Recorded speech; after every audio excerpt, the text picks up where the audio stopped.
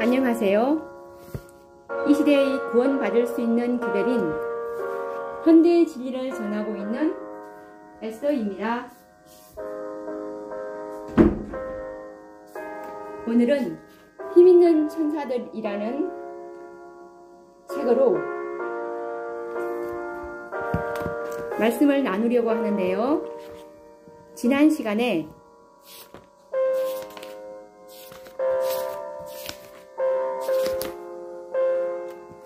누가복음 21장에 나오는 베드로가 잡은 큰 고기인 153마리에 대해서 다섯 천사의 기별과 14만 4천과의 연결을 통해서 이 진리의 연관 관계를 알아보았는데요. 오늘도 계속 이어서 연구해 보도록 하겠습니다.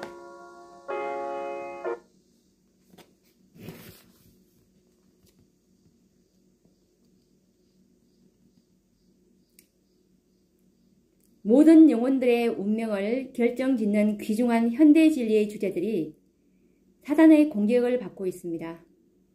예수님께서는 이미 세상 끝에는 많은 미혹자들이 있을 것에 대하여 너희가 사람의 미혹을 받지 않도록 주의하라.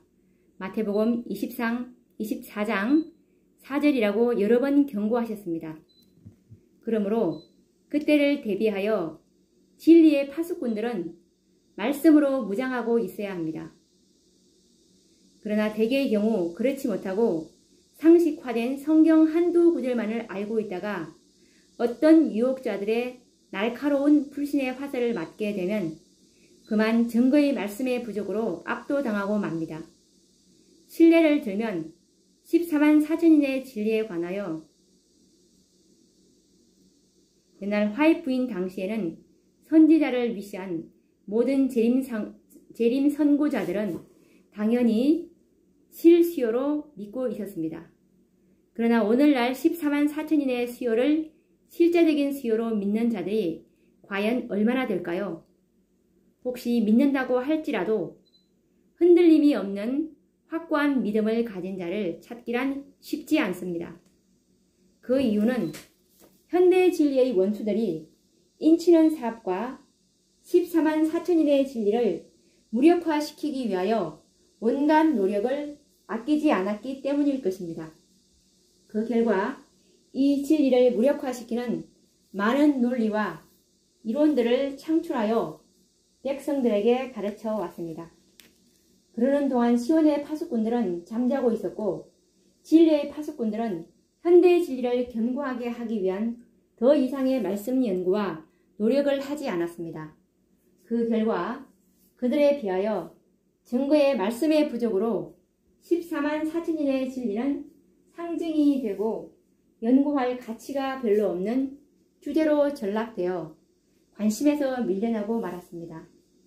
다만 극단자들과 이단자들이 좋아하는 연구 주제인 양 치부되고 말았습니다. 이 모두는 사단의 계략에 빠졌음을 깨닫게 됩니다.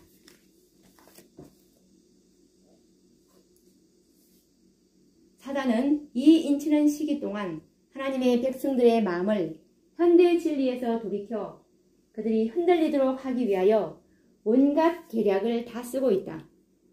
나는 하나님께서 환난의 때에 당신의 백성들을 지키기 위하여 그들을 덮어씌울 덮개, 즉 인을 가지고 계시는 것을 보았다. 이 말씀은 초기 문집 43페이지에 나오는 말씀입니다. 나는 사단이 이러한 방법으로 하나님의 백성들을 혼란시키고 속이고 유혹하는 일을 바로 지금 곧 인치는 시기에 하는 것을 보았다. 어떤 사람들은 현대의 진리에 굳게 서 있지 않았다. 사단은 인치는 시기가 마치고 하나님의 보호막이 그분의 백성에게서 거두어지기까지 온갖 관계를 다 써서 그들을 그러한 처지에 붙들어 놓기 위하여 애쓸 것이다. 이 말씀은 초기 문집 44페이지에 나오는 말씀입니다. 주님께서 이때를 즈음하여 이처럼 귀중한 현대의 진리들이 감추인 보화처럼 비유와 표적, 역사와 예언, 표상과 상징 속에서 발견되도록 역사하셨다고 확신합니다. 그러므로 베드로가 잡은 153마리의 큰 고기의 표적을 14만 4천인에 적용하는 일을 끼워 맞춤이라고 가볍게 평가해서는 안 됩니다. 이미 서문과 셋과 둘의 비유에서도 언급했지만 오늘날 세상은 상식을 뛰어넘는 비약적인 생각과 정교한 기술, 이거 융합이라고 그러죠. 기술을 가진 사람들에 의하여 얼마나 놀라운 기술 혁명이 일어나는 것을 보고 있지 않습니까? 하물며 영이요 생명이 되신 하나님의 말씀을 정교하게 융합시키고 접목하여 귀한 현대 진리를 증거하기 위한 연구가 왜 필요하지 않겠습니까? 예수님께서 친히 말씀하신 비유와 그분께서 친히 계시하신 요한계시록을 융합하고 접목하여 이 시대에 필요한 현대 진리의 빛을 증거하는 일을 왜 끼워 맞춤이라고 냉소할 것입니까? 정교한 끼워 맞춤, 합성 기술로 놀라운 결과물을 만들어내는 것을 보면서 말입니다. 하나님의 말씀도 예외가 될 수 없습니다. 대저 경계에 경계를 더하여 경계에 경계를 더하며 교훈에 교훈을 더하며 교훈에 교훈을 더하되 여기서도 조금 저기서도 조금 하는구나 하는도다. 이사야 28장 10절 이라고 하시지 않았습니까? 너희는 여호와의 책을 자세히 읽어보라. 이것들이 하나도 빠진 것이 없고 하나도 그 짝이 없는 것이 없으리니 이는 여호와의 입이 명하셨고 그의 신이 이것들을 모으셨습니다. 이사야 34장 16절 말씀이라고 하셨습니다. 이것 역시 끼워 맞춤이 아닙니까? 라고 진리를 전가하고 현대 진리를 더욱 견고하게 하기 위한 끼워 맞춤이라면 얼마나 기뻐할 일이 아닙니까? 그러므로 성경의 말씀을 자세히 읽고 경계에 경계를 더하고 교훈에 교훈을 더하면서 여기서도 조금 저기서도 조금 감동의 말씀을 모아 현대의 진리를 더욱 견고하게 만들어야 합니다. 얼마나 많은 증거의 말씀을 확보하느냐에 비례하여 흔들림이 없는 확고한 믿음을 소유하게 될 것입니다. 그러므로 과거에 시도해보지 않았던 열성과 노력으로 말씀을 연구하여 미혹에 대비해야 할 것입니다.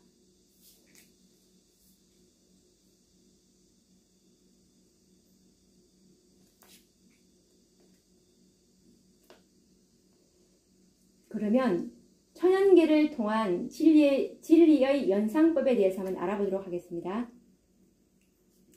하늘이 하나님의 영광을 선포하고 궁창이 그 손으로 하신 일을 나타내는도다. 날은 날에게 말하고 밤은 밤에게 지식을 전하니 언어가 없고 들리는 소리도 없으나 그 소리가 온 땅에 통하고 그 말씀이 세계 끝까지 이르도다. 시편 19장 1절에서 4절 말씀. 하나님은 곧 사랑이시라는 문구는 방싯방싯 피는 꽃봉오리마다 뾰족뾰족 돋아나는 풀상마다 기록되었다. 공중을 즐거운 노래로 충만케 하는 아름다운 새들, 향기를 풍기는 연연하고 고운 꽃들, 입이 청청하게 무성한 수풀의 교목들, 이 모든 것은 우리 하나님의 인정있고 자부적인 권고와 그 자녀를 행복하게 하시려는 그의 갈망을 증거하는 것이다. 정로의 계단 10페이지에 나오는 말씀입니다. 천연계는 모두 하나님의 영광의 품성을 증가하고 있다고 성경과 예언의 시는 말하고 있습니다. 이 소책자가 의도하는 바도 모든 천연계와 사물들이 현대의 진리를 증거하는 또 하나의 증거가 되었으면 합니다.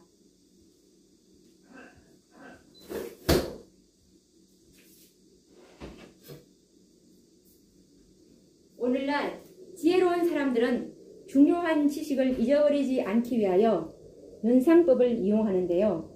이 방법으로 학생들은 수많은 영어 단어들을 암기하고 지식을 습득합니다. 성경도 중요한 진리를 잊지 않고 기억하도록 하기 위하여 많은 비유와 표상들을 이용했는데 일종의 연상법이라고 말할 수 있습니다. 특히 예수님의 씨 뿌리는 비유와 고기 잡는 비유들은 참으로 중요한 진리들을 연상하도록 해줍니다. 우리는 이미 셋과 둘과 셋의 다섯 식구의 비유를 통하여 다섯 천사의 기회를 연구하는데 예수님의 비유를 활용하였습니다. 그 결과 다섯이라는 숫자에 관심을 갖게 되었고 분쟁하는 다섯 식구 외에도 성경에는 수많은 곳에서 다섯이라는 숫자를 가진 많은 비유와 표상을 발견하게 됩니다. 보리떡 5개, 참새 5마리의 비유, 성소 진리의 많은 표상과 기구들에서 나타나는 다섯이라는 숫자들, 다윗이 골리앗과 싸울 때 준비한 5개의 돌, 다윗이 도망할 때 성소에 진설된 12덩어리의 떡 중에서 5개를 제사장에게 요구한 역사 등 수많은 곳에서 다섯이라는 숫자는 다섯 천사의 복음, 곧 기배를 연상케 하는 의미심장한 숫자임을 깨닫게 해줍니다. 이런 방법으로 성경을 다시 한번 읽어보십시오. 수많은 곳에서 다섯이라는 의미 있는 숫자를 발견하게 되고 그때마다 옛 진리들이 순식간에 현대 진리로 전환되어 능력있게 나타날 것입니다. 이런 새로운 방법으로 현대 진리를 깨닫고 확정하게 된다면 어떤 원수의 유혹에도 흔들리지 않는 믿음을 소유하게 될 것입니다. 뿐만 아니라 천연계의 수많은 초목들에서 피어나는 온갖 종류의 꽃들에서 현대 진리를 연상하는 의미 있는 숫자를 발견하게 될 것입니다. 편집자는 어느 날 아름답게 피어있는 꽃을 보면서 깜짝 놀란 적이 있습니다. 왜냐하면 다섯 천사의 현대 진리를 보았기 때문입니다. 꽃의 향기를 맡으면서 아름다움을 감상하는데 5개의 꽃 잎사귀들이 조화를 이루어 나에게 미소 짓고 있는 모습을 본 순간 다섯 천사의 현대 진리들이 모두 연상되어 나타나는 것이 아닙니까? 이런 봄 피어나는 살구꽃, 매화꽃을 필두로 피어나는 꽃들을 감상하여 보십시오. 수많은 꽃들이 잎사귀가 5개라는 사실을 발견하게 될 것입니다. 이처럼 5이라는 숫자에 다섯 천사의 현대 진리를 입력하여 연상하는 습관을 가져보십시오. 순간 모든 진리가 연상되어 나타날 것입니다. 물론 모든 꽃들이 모두 5개의 꽃잎을 가진 것은 아닙니다. 다양한 숫자의 잎사귀와 수많은 꽃잎을 가진 국화와 같은 꽃들도 있습니다. 그러나 이들에게도 모두 현대 진리의 의미를 부여하여 읽을 수 있는 법을 배울 수 있습니다. 땅속에서 돋아나는 새싹을 보면서도 마찬가지입니다. 하나의 잎사귀로 시작한 새싹들은 둘, 셋, 넷 순차적으로 잎사귀들을 내면서 식물들은 자라납니다. 이때마다 첫째, 둘째, 셋째, 넷째, 다섯째 천사 등 의미를 부여하여 현대의 진리를 회상하고 연상해 보십시오. 그렇다면 모든 천연계가 또 하나의 성경과 예언의 신을 읽는 것처럼 활용될 것입니다. 하늘의 수많은 별들에서 땅에 굴러다니는 돌들에서 셀 수 없는 많은 모래와 별들을 보면서도 현대의 진리를 읽을 수 있게 될 것입니다. 북쪽 밤하늘을 쳐다보십시오. 하나님의 보좌가 있는 곳을 연상시키는 북극성을 중심으로 북두칠성과 영어의 W자 모양의 5개의 별을 가진 카시오페아를 발견하게 될 것입니다. 7개의 별을 가진 북두칠성을 보는 순간 하늘에 계신 너희 아버지의 온전하심과 같이 너희도 온전하라. 마태복음 5장 48절 말씀이라는 말씀을 연상하게 되며 5개의 별을 가진 카시오페아 별자리를 보면서 5 천사의 기별을 곧 현대의 진리를 연상하게 될 것입니다. 그러므로 북쪽 하늘을 쳐다보면서 하나님의 온전하신 품성을 재현하도록 하기 위하여 5천사의 기별, 즉 복음을 보내셨다는 구속의 경륜을 연상하게 됩니다. 이처럼 천연계 속에서 현대의 진리를 읽을 수 있는 지혜를 얻는다면 환난날에 얼마나 큰 도움이 되겠습니까? 우리 앞에는 일요일 금년과 야곱의 환난이라는 가공스러운 환난의 때가 기다리고 있습니다. 어쩌면 그때에 하나님의 백성들은 성경과 예언의 신 책가방을 가지고 다닐 수 없는 상황이 올지도 모릅니다. 그때 천연계의 사물 속에서 모든 현대의 진리를 읽을 수 있는 영적 안목이 있다면 환난날에 얼마나 큰 도움이 되겠습니까? 꽃을 보고 풀잎사기를 보면서 하늘의 별을 보면서 모든 진리를 순간적으로 연상하고 기억할 수 있기 때문입니다. 편집자는 5천사의 기별을 연구하는 가운데 이런 지혜를 배우게 되었습니다. 이번 기회에 모든 천연계 속에서 현대의 진리를 읽고 볼 수 있는 지혜를 얻게 되기를 기대해 봅니다.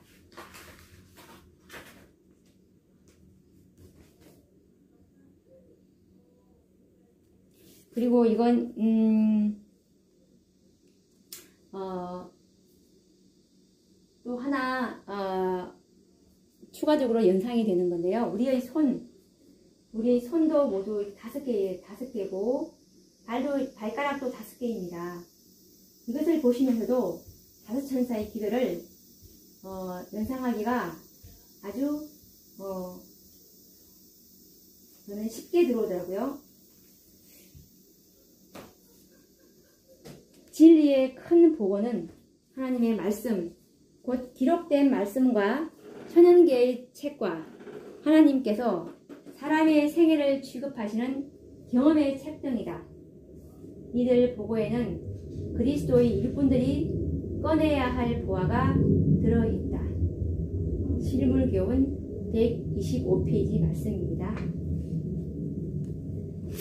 그러면 5천사의 기별과 연관이 있는 표상과 비유와 역사를 연구해 보겠습니다.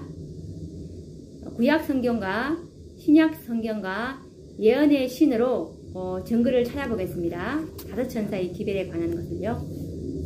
우선 구약 성경에서 찾아보도록 하겠습니다. 모세가 지은 성막의 기구들인데요.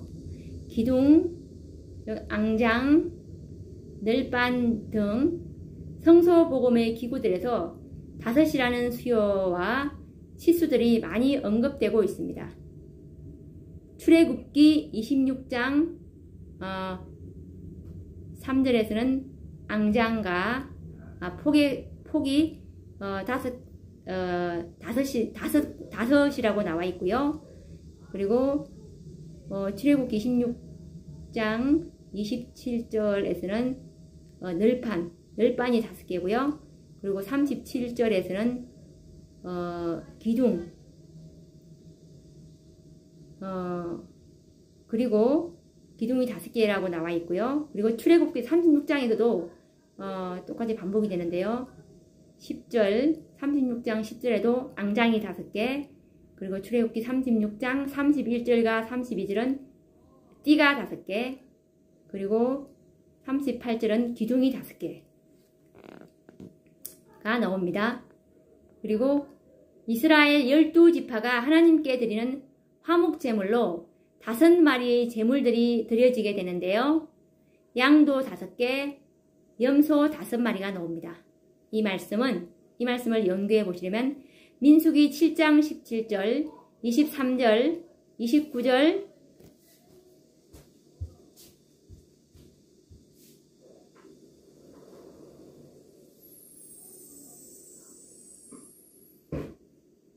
그리고 민수기 7장 35절, 41절, 47절, 53절, 59절, 65절, 71절, 77절, 83절을 보시면 자세히 나와 있습니다.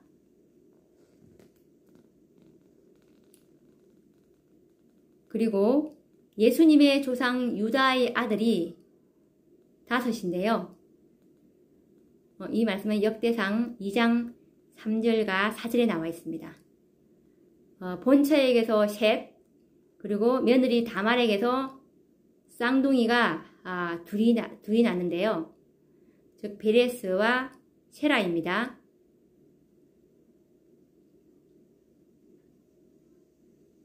그래서 셋과 둘, 이래서 모두 5이 되지요. 넷째와 5째는 쌍둥이 천사로 이렇게 연결을 지을 수 있습니다. 왜냐하면 계시록 18장에 자세히 보시면 계시록 18장 1절과 계시록 18장 4절에서 둘로 나누짐을 우리가 확인할 수 있습니다. 계시록 18장은 천사는 하나같이 보이지만 자세히 보면 둘이라는 것을 알 수가 있습니다. 그리고 그 유다의 5 아들은 아까 역대상 2장 3절과 4절도 나오지만 창세기 38장 29절 30절을 참조해 보셔도 될 것 같습니다.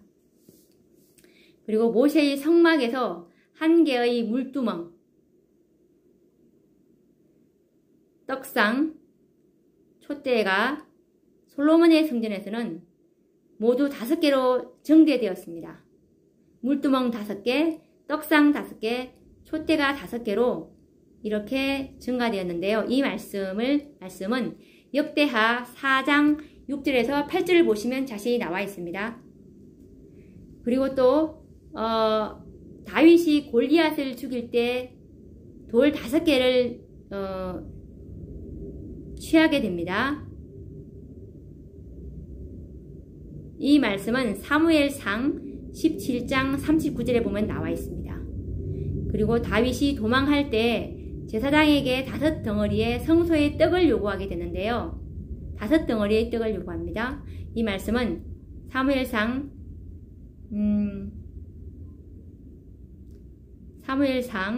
21장 1절에서 6절 말씀에 나와 있습니다.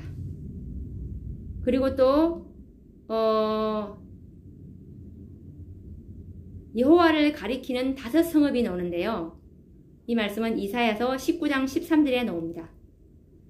그리고 또 5의 꾸짖는 자가 나오는데요. 이 말씀은 이사야 30장 17절 말씀에 나와 있습니다. 이처럼 성소 제도와 이스라엘의 역사, 그리스도 즉 복음에 관련된 역사와 예언 가운데 5의 수효와 관련된 말씀이 구약 성경에서도 이렇게 나오고 있음을 알 수 있습니다. 아마 더 깊이 연구해보면 더 많은 자료가 나올 것이라고 봅니다. 수요와 관련된 말씀을 찾아보고 말세에 나타날 5 천사의 예언, 즉 현대 진리와 조화시켜 연구해 보시기 바랍니다. 그리고 신약 성경에서도 5 천사의 기별과 관계가 있는 진리들이 많이 나오는데 연결시켜 보겠습니다. 누가복음 12장 50절에서 53절에 보시면 한 집안의 셋과 둘의 불화의 비유가 나옵니다. 이것은 계시록 14장의 세 천사와 계시록 18장의 2 천사의 기별들에 의한 분쟁이 일어날 것을 예언하신 말씀입니다. 그리고 누가복음 12장 6절에 나오는 말씀인데요. 참새 5이 아싸리 온 둘에 팔리는 말씀이 나오는데 이 말씀은 5 천사의 기별들이 경솔하게 취급당할 것을 예언하신 말씀입니다. 그리고 누가복음 9장 16절, 그리고 요한복음 6장 13절, 마태복음 14장 17절에 보리떡 5개의 표적이 나옵니다.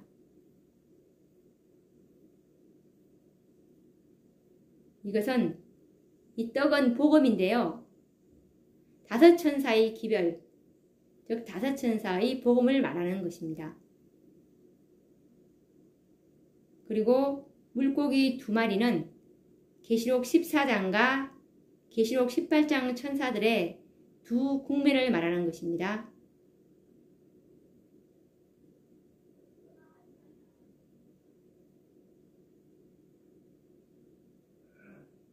그리고 아울러 구원받을 두 무리를 표상하기도 합니다. 아담 이후부터 지성소의 기별이 오기 전에 그러니까 1월 법령이 오기 전에 안식일의 빛을 몰랐던 그때까지 구원받을 자들의 한 무리랑 그리고 안식일 기별의 빛을 받은 이후 14만 4천의 그 무리, 이 무리를 표상하기도 합니다. 그리고 마태복음 20장 1절에서 7절에 나오는 말씀인데요. 포도원 일꾼을 5번 부르신 그 비유도 있습니다. 이것은 곧 다섯 천사의 기별을 말하는 것입니다. 그리고 마태복음 25장 1절에서 13절에 나오는 열처녀의 비유인데요. 다섯 천사의 기별로서 슬기로운 처녀들은 받아들이고 미련한 처녀들은 거절하는 내용입니다.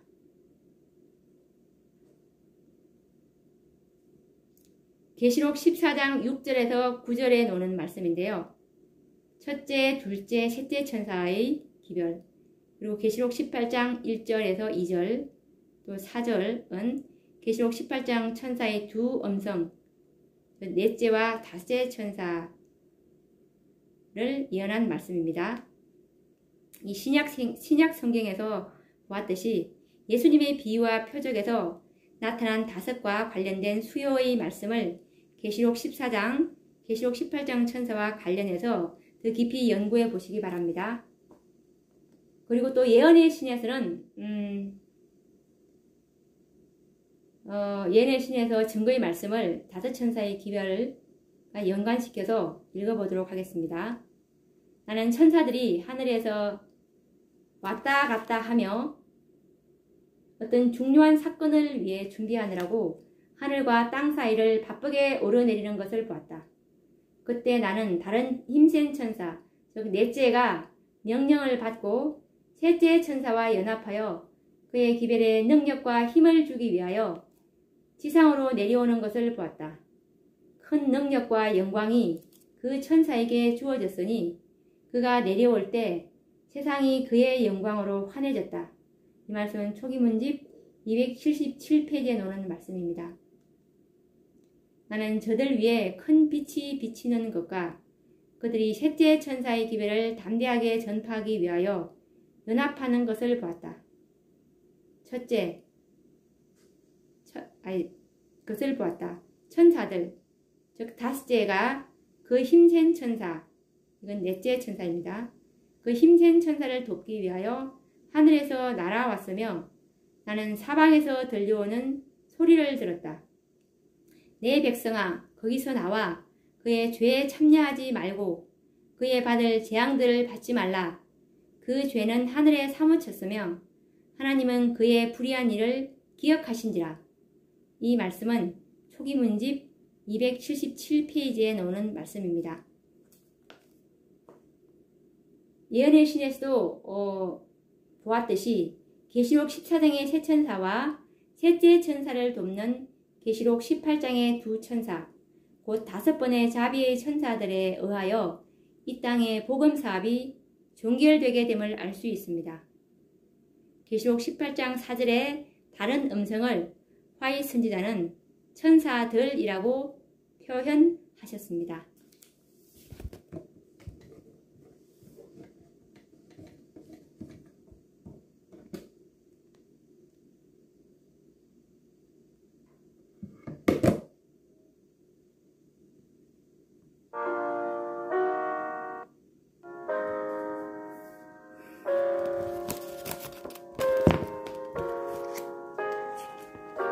오늘 우리가 다섯 천사의 기별을 구약 성경과 신약 성경과 예언의 신으로 많은 표상과 비유를 통해서 알아보았는데요.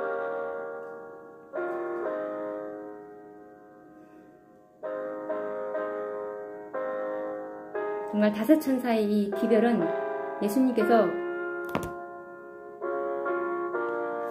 구약 성경에서도 이렇게 미리 성경을 연구하는 자들에게는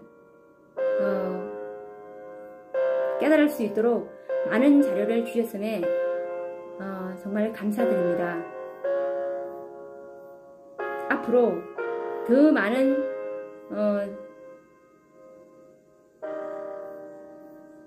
증거 자료들이 나오기를 기대하면서 우리가 이 다섯 기별에 대해서 더 확신을 가짐으로 정말 마지막 큰 외침에 담대하게 외칠 수 있는 그런 충만한 진리를 우리에게 연구하는 자들에게 주님께서 계시해 줄 것을 믿습니다.